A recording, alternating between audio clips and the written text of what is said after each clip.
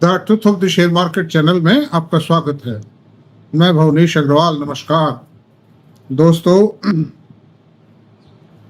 मेरा ये स्पष्ट मानना तो है कि परिणाम इस क्वार्टर के अच्छे नहीं हैं, लेकिन ऐसा नहीं है कि सारे परिणाम अच्छे नहीं आए।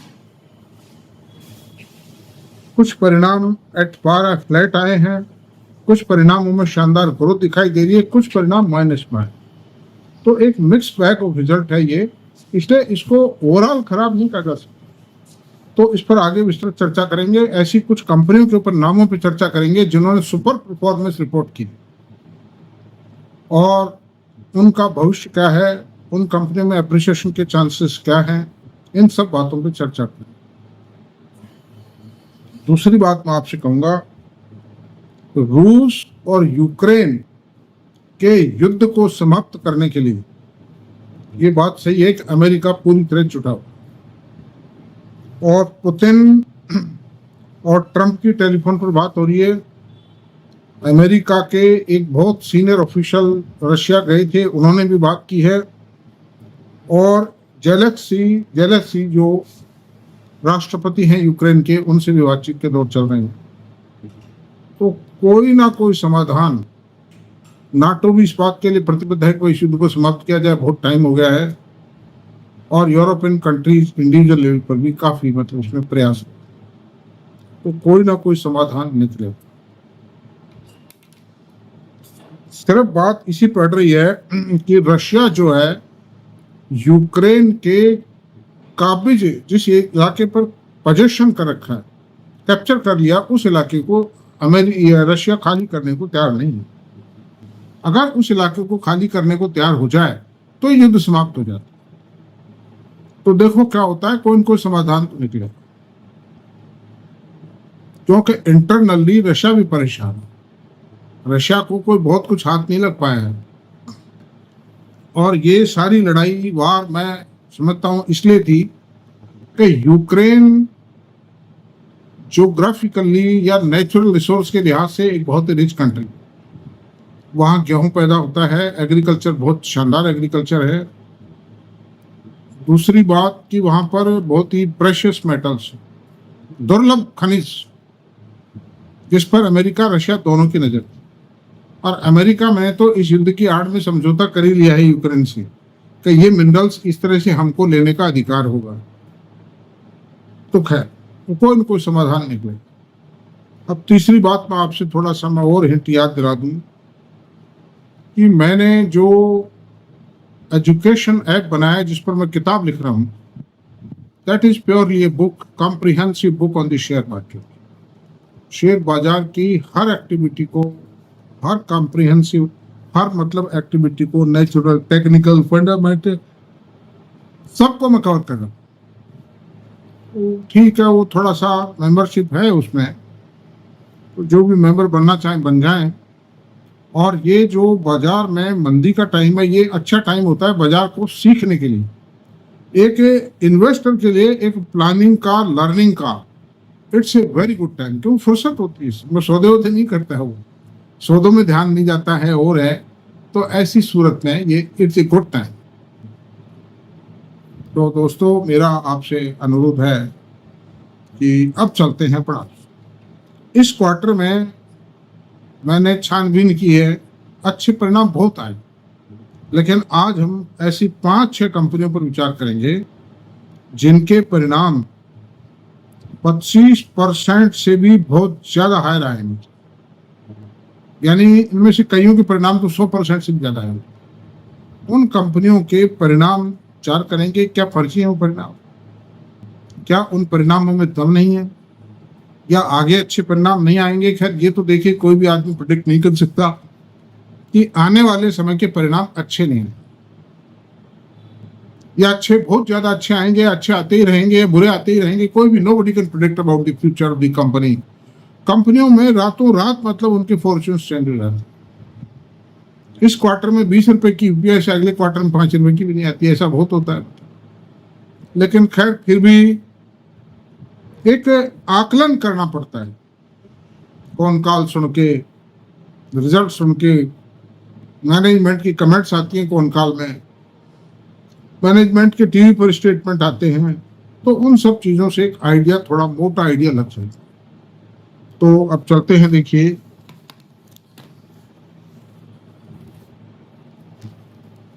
सबसे पहला परिणाम है रैमको सीमेंट, जिसका जून 2024 क्वार्टर में 37 करोड़ का प्रॉफिट था। वो प्रॉफिट बढ़ के जून 25 में, यानी first quarter of the current financial year, 85 crore रुपए। प्रॉफिट में बढ़त कितनी आई? 129 करोड़ रुपए की, 129% की। तो 129% की बढ़त का मतलब profit has become more than double. इन हालात में रैमको सीमेंट साउथ इंडिया की एक बहुत मानी हुई कंपनी है, जिसकी आज की तारीख में 3 करोड़ टन सीमेंट बनाने की कैपेसिटी और 1250 करोड़ रुपए का कैपेक्स ये कंपनी करने जा रही है, एक सीमेंट प्लांट और लगाने। एक युग था, इसका नाम था मद्रास सीमेंट, जब ये व्हाइट सीमेंट बनाती थी, और ये एकमात्र कंपनी थी व्हाइट सीमेंट बनाने के लिए। अल्ट्राटेक वगैरह इन्होंने तो बाद में किया है, जेके सीमेंट बहुत बाद में आई है, जेके लक्ष्मी उससे भी बाद में आई। अभी तो व्हाइट सीमेंट नहीं बनाती है, now it is making Kris cement. बहुत पुरानी कंपनी थी, लेकिन इन्होंने भी एक्सपांशन जबरदस्त किया। जो मात्र 24 करोड़ की इक्विटी है, और उस पर दोस्तों 24 करोड़ की इक्विटी पर 3 करोड़ टन सीमेंट की कैपेसिटी होना विद और एक्सपांशन प्लान और है, मतलब तो ये माने रखती है बात। It's a very precious share, इसीलिए one paid up, one face value share का 1000 रुपीज के आसपास रेट चलता है। तो आज की तारीख में इसका अगर आप पी रेशो देखेंगे तो 188 का पी रेशो होता है। लेकिन अगर इसका रिवैल्यूएशन किया जाए, लेटेस्ट क्वार्टर की अर्निंग से इसका वैल्यूएशन किया जाए, तो ये पी रेशो 70 रह जाता है, 70 का पी रेशो रह जाता है। और अगर एक दो क्वार्टर में, जैसा कि सीजन आ रहा है भी, इस सीजन के तो रिजल्ट कमजोर आएंगे, रेनी सीजन है, लेकिन दिसंबर एंडिंग सीजन क्वार्टर और मार्च एंडिंग क्वार्टर के रिजल्ट जो शानदार आएंगे, जैसा सीमेंट इंडस्ट्री में रिकवरी आ रही है। और उसका कारण रिकवरी का ये कि न्यू कैपेसिटीज नहीं आ रही, और जो इंफ्रास्ट्रक्चर की और हाउसिंग की डिमांड बढ़ती चली जा रही। इस कारण से सीमेंट के अंदर पिकअप आ रहा है, prices, cement prices are picking up.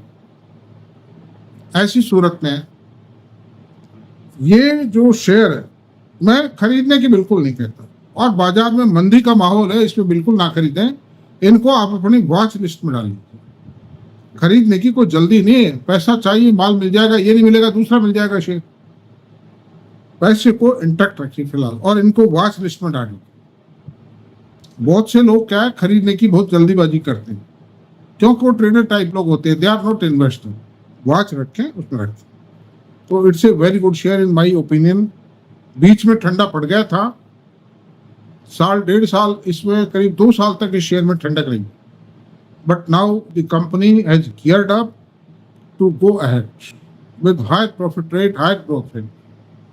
अब अगली कंपनी में चलते हैं, अडानी ग्रीन। अडानी ग्रीन अडानी की कंपनी की फ्लैगशिप कंपनी में से एक है। 3 कंपनियां फ्लैगशिप है, जिनमें से एक है, तो 4 कंपनियां फ्लैगशिप।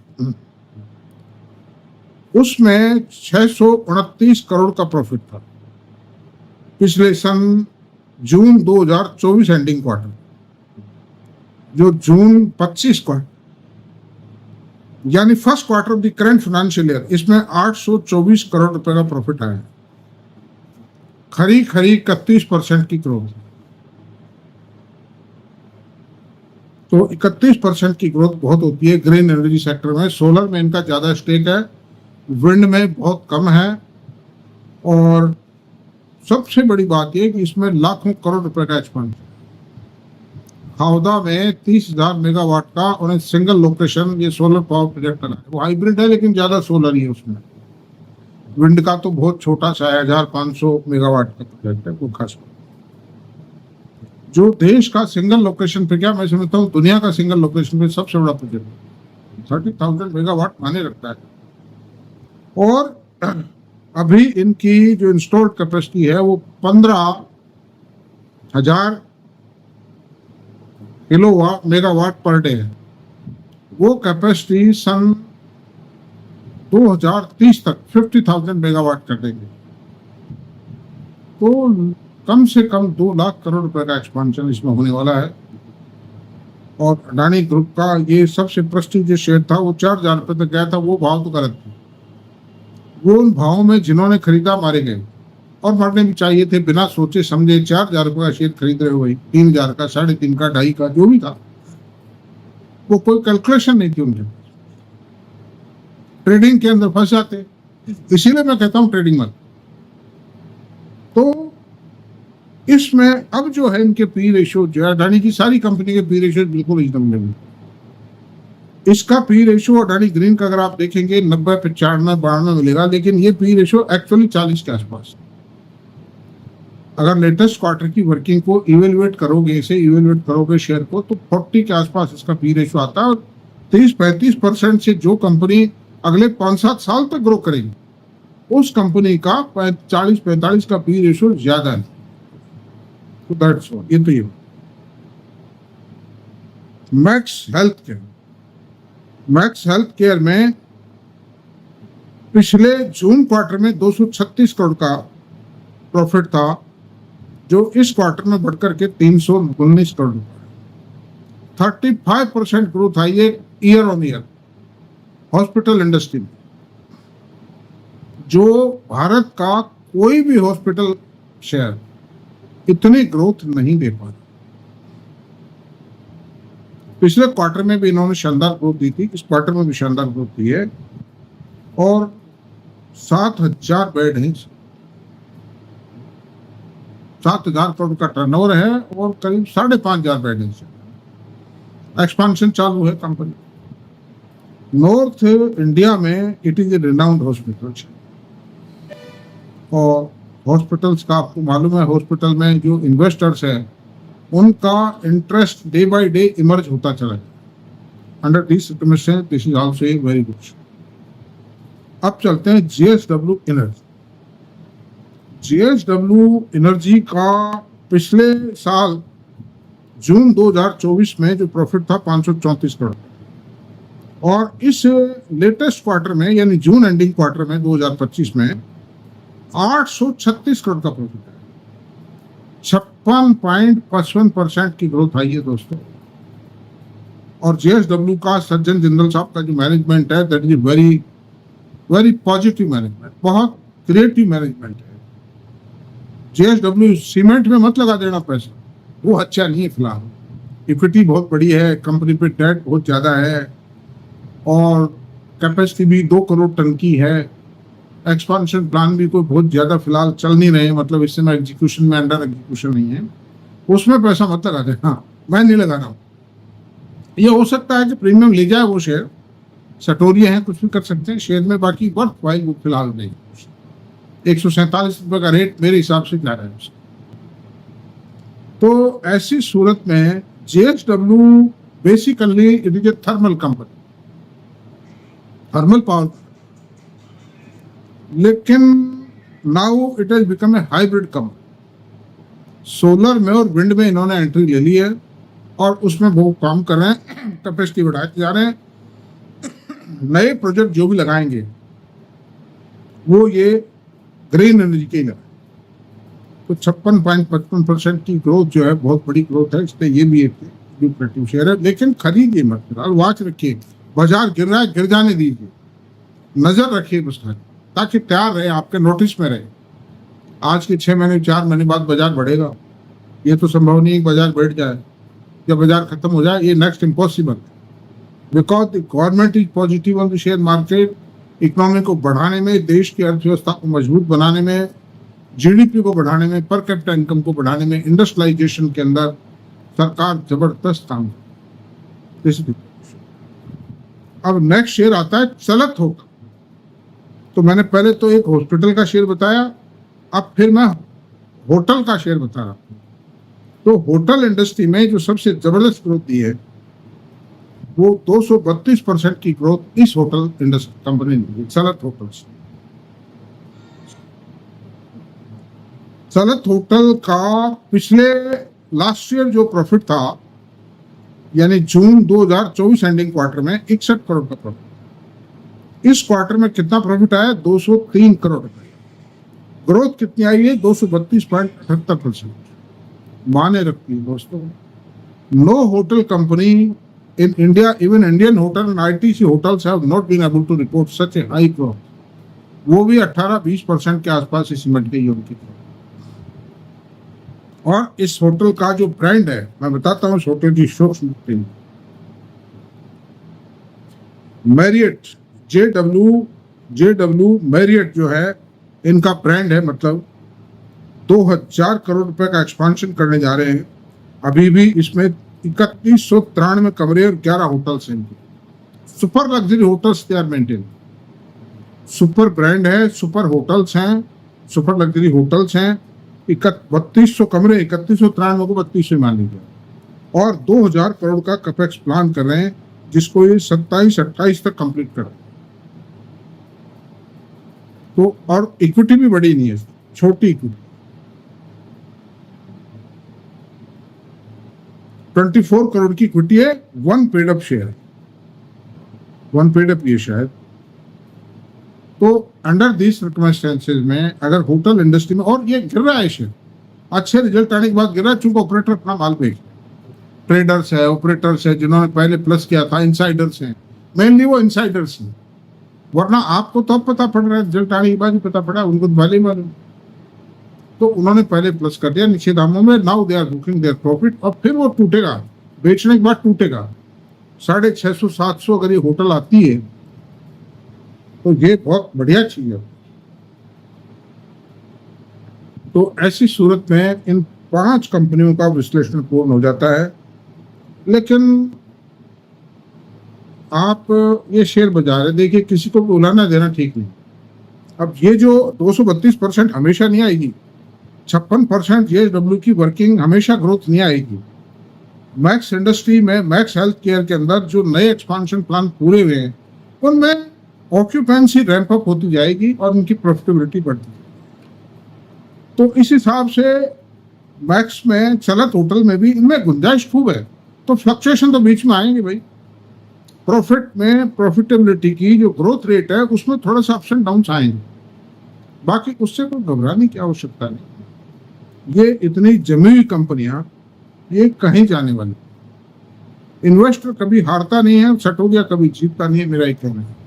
प्रोवाइडेड यू हैव, खरीदते समय आपने विवेकशीलता काम में, इसलिए मेरी कभी हार नहीं होती है। कभी कभाऊ हार हो जाती है, लेकिन हार नहीं होती। शेयर बाजार में छोटे मोटे लॉस तो हो सकते हैं, बाकी बड़ा लॉस कभी नहीं होता है। बिकॉज और मंदी आएगी, ठीक है, भाव गिरेंगे, बट गिरने का मतलब लॉस थोड़ी हो गया। That is a notional loss. आप होल्ड कीजिए कॉन्फिडेंस के साथ, because if the merits in the share are there, the share will not decline. तो दैट्स ऑल। Thank you. अगर आपको मेरा वीडियो पसंद आया तो प्लीज इसको सब्सक्राइब करें, लाइक करें, शेयर करें, कमेंट करें। Thank you.